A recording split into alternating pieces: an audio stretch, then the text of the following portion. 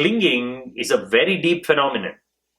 Intellectually, you can drop things, but existentially, to drop things, you need to be a seeker of truth. You have to move in the direction of truth. In fact, there is no way not to cling unless you have found something more spectacular than what you're clinging to. You should have touched a zone. You should have touched a realm that is so spectacular that by nature, clinging has dropped. There is nobody who has chosen not to cling. As a natural process, the state of being that you're in, the calmness that you're in, the contentment you're in, there is no necessity to cling. It has to happen naturally. Just to give an example of how deep clinging goes.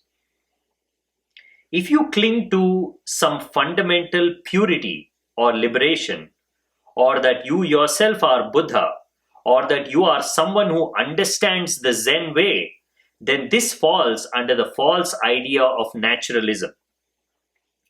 If you cling to existence, then this falls under the false idea of eternalism. If you cling to non-existence, this falls under the false idea of nihilism. If you cling to the twin concepts of existence and non-existence, this falls under the false idea of partiality. If you cling to a concept that things do not exist and also do not exist, then this is the false idea of emptiness. And all these ideas are also called the heresy of ignorance. One should practice only in the present without views of Buddha, Nirvana, and so on, nor with any ideas about existence or non-existence, and so on, and without views about views, which is called the correct view, or what you have not heard or not heard, for this is true hearing. This is all called overcoming false doctrines. To not cling is one of the hardest things to do. Because as far as your mind is concerned, everything is something for the mind. Even silence is something for the mind. Even emptiness is something for the mind. Even no desire is something for the mind. You might be thinking, I am ready for death. I have no desires. I have nothing to care for. I am totally free. But even that is an attachment. You are still clinging to that idea that you are free. You will know that quality of clinging only at the moment of death. You cannot intellectualize desires and clinging. When you are given no choice,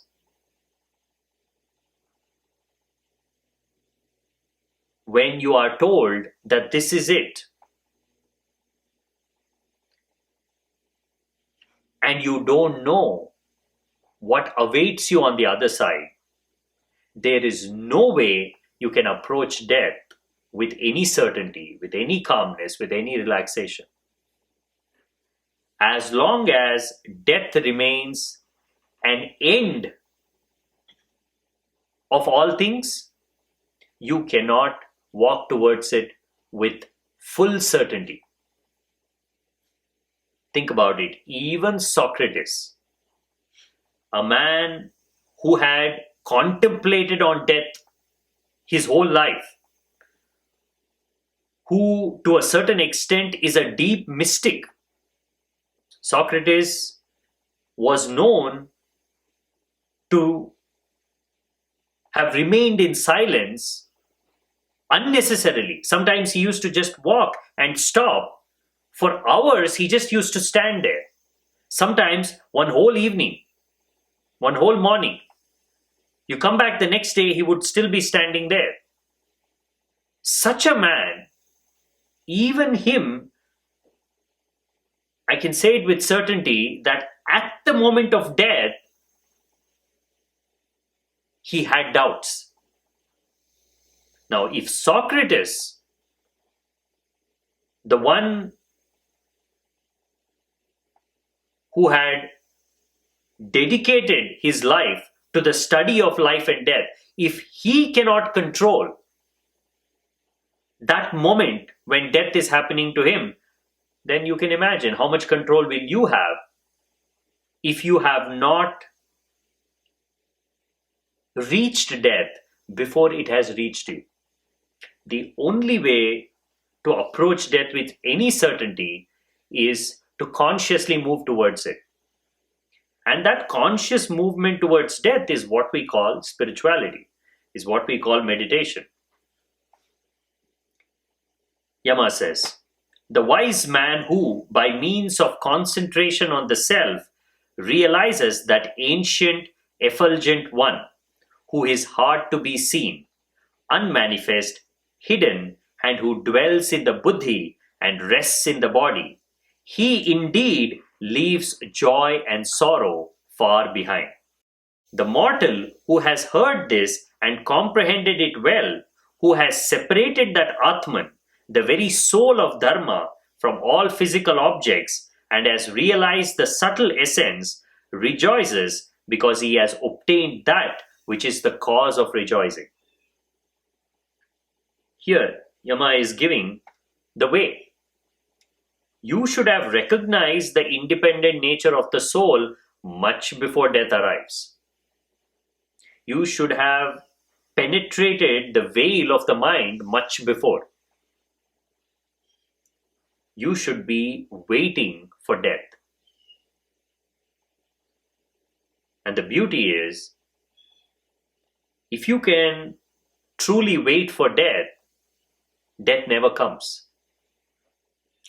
Death only comes when you are unprepared, when you're not ready, when you're still clinging, when there is still ignorance and misunderstanding of what life is, because death itself is a great misunderstanding.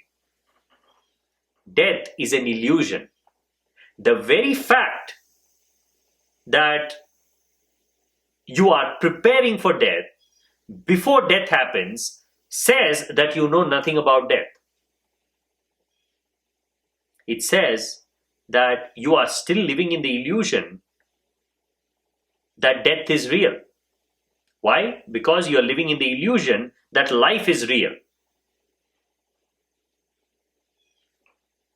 Life is Maya. There is no such thing as life. Form is an illusion. Now, there's no other way to emphasize the word illusion. It isn't spiritual. Your body isn't ethereal. Your body isn't subtle.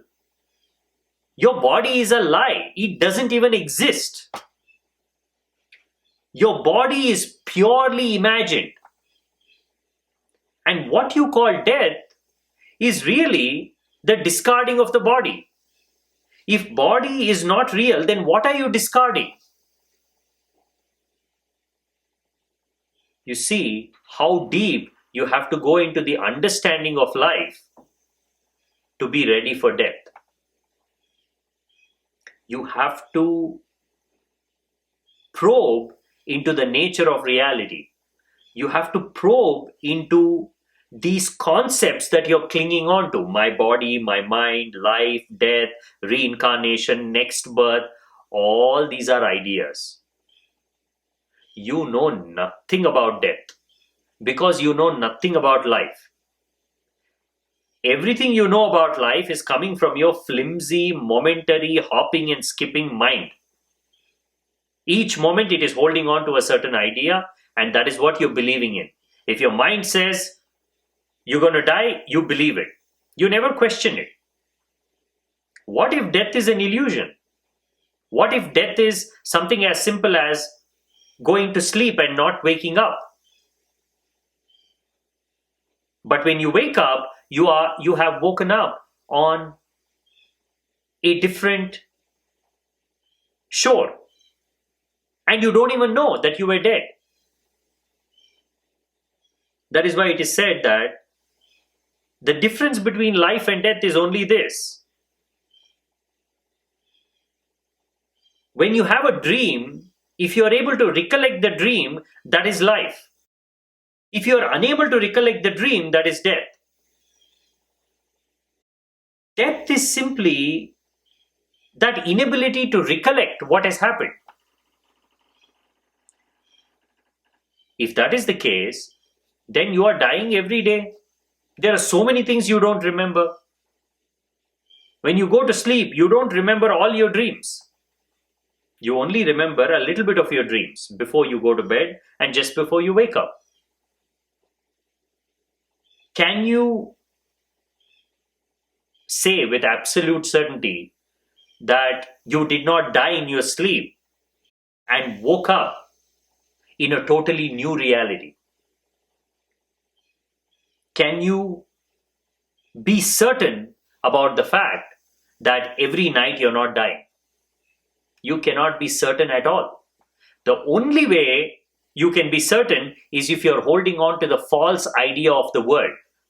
If you say, well, I woke up, I am not dead because I still woke up in my bed. I still woke up in my house. Well, what if your bed is a part of your dreaming? What if you carried that bed to your next life? What if you carried that idea of that house to the next life? Then how can you be sure that you did not die? You see how confusing this gets.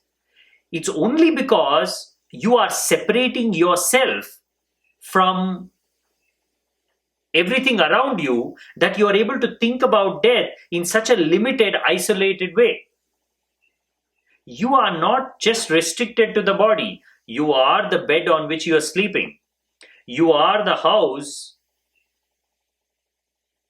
that is housing that bed. You are your dreaming. The world is your dreaming. Nothing exists on the outside. It is all a part of your dreaming. If you are unable to accept this, then you will see where the problem is. It's because you have not understood life in totality. You're just thinking you are this limited body,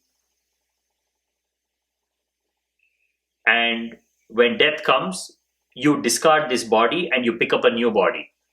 Such a childish idea of death. How can death be that simple? Now, who is coming out of the body? How does he come out? Have you ever imagined your soul coming out of the body and picking another body? This is where people are totally confused. Well, if that is the case, then if I die as an adult,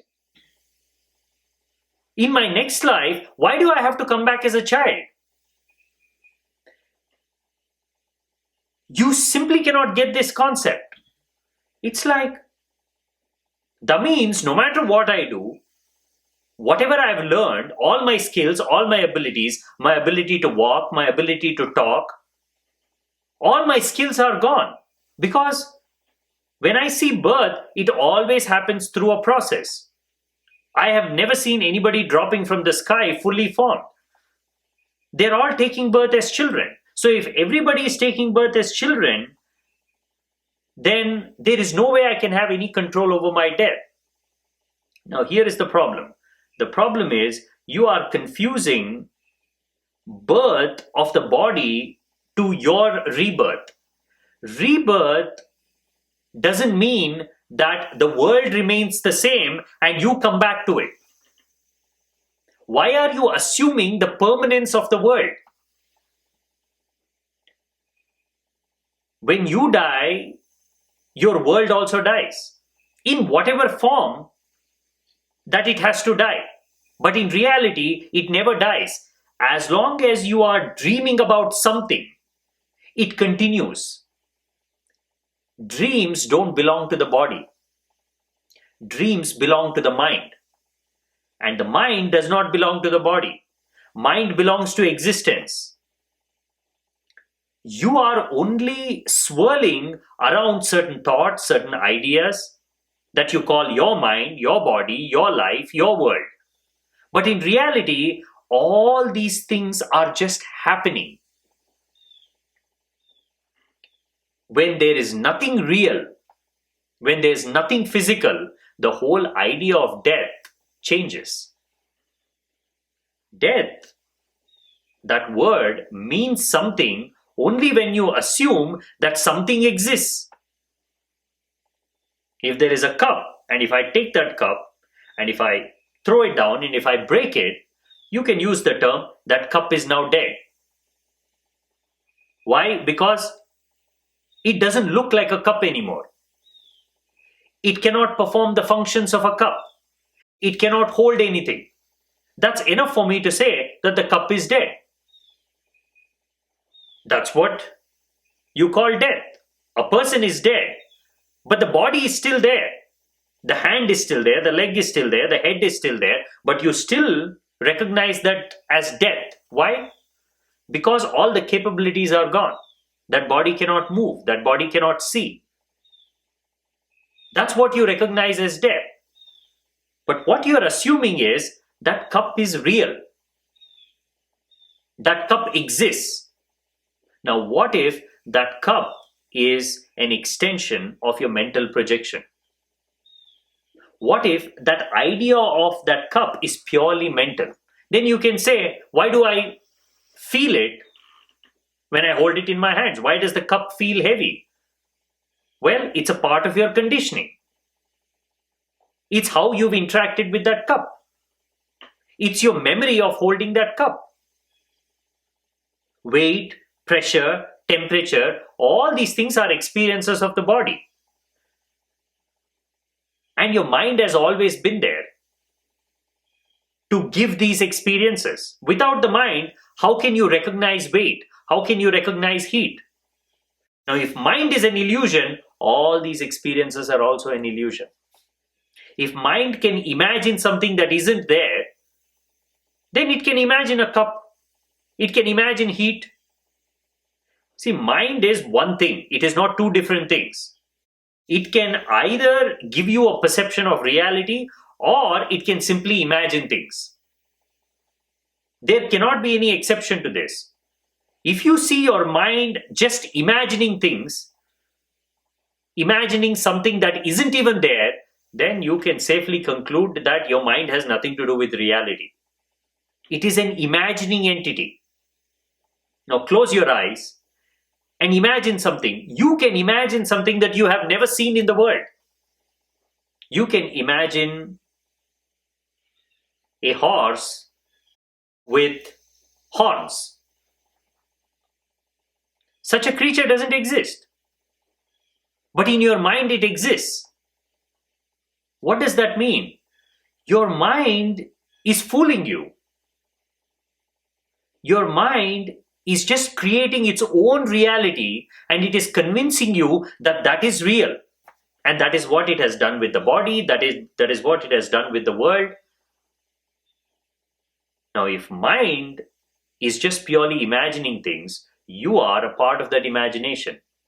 Now, what is the meaning of death when it happens to something purely imagined? What is there to be afraid of? Are you afraid when you are unable to recollect something? No.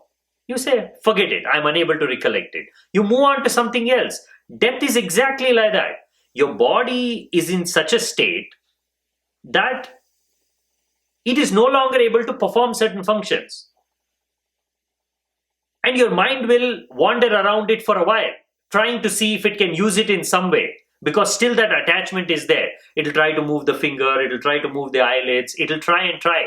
And after that, once it concludes that this body is useless, the mind hops, skips, jumps and moves. It does not go in mourning. The mind does not cry for the body. It just says, I am relieved. Let me pick up something new. And picking up is not even an effort for the mind. It does it instantaneously. Because the residual self-image of the body is already there in the mind. Your mind can create as many bodies as it wants. again and again and again. And in fact, throughout your life, it has created innumerable new bodies. Every day you wake up, it's a new body. The night when you go to sleep, it's a completely different body. When you wake up in the morning, it's a totally different body. It's all the work of your mind. As long as the mind wants to hold on to this illusion of the body, it'll hold on. Concepts of birth, death does not apply to the mind. Mind knows only one thing, imagining.